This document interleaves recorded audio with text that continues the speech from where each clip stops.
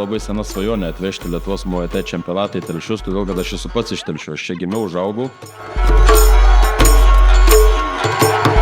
Lietuvos muay thai čempionatas yra metinis festivalis, tai yra didelė šventė, visi klubai suvažiuoja, visi laukia šitos šventės.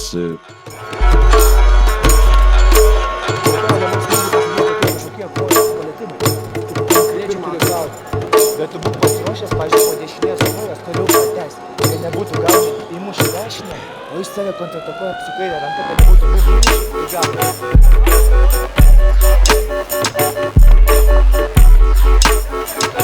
Labai gerai skatina vidinę lietuvių sportininkų konkurenciją ir priverčia juos žengti dar tolyn, nelaukiant, kol atveš kokį vieną kitą silpnesnį iš užsienio varžovą, kurį tiesiog nugalės ir tau nėra prasmės treniruotis sunkiai ir daug.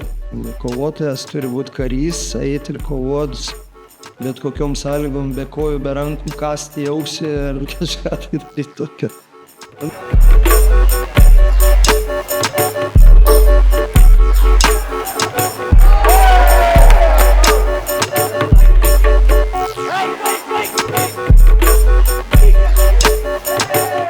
Pergalė reiškia labai daug ir vėl įrodžiau, kad esu geriausias savo kategorijoje ir puikiai patirtis.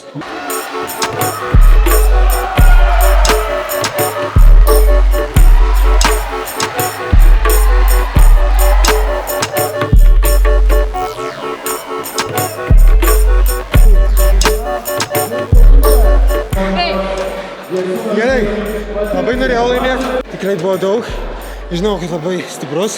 Rankos tikrai raumeningos, geros. Šiaip yra uždaras čempionatas Lietuvoje, 130 kovotojų per 2 dienas, mes turim per 80 kovų, tai yra didžiuliai skaičiai.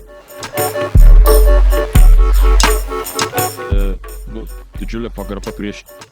Mes einam į ringą neskleisti neapykantos kažkokios, iš esmės tai yra draugystė, draugystė tarp sportininkų, galite pasižiūrėti kovose.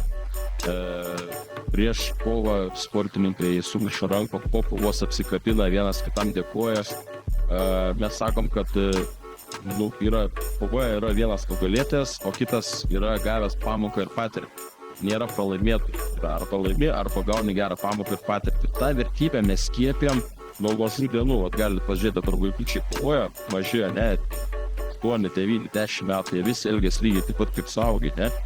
Tai apsikabina po kovos, viens kitam padėkoja. Tai būtent šitos vertybės, man atrodo, yra pagrindas, ką mes skiepėm vaikam.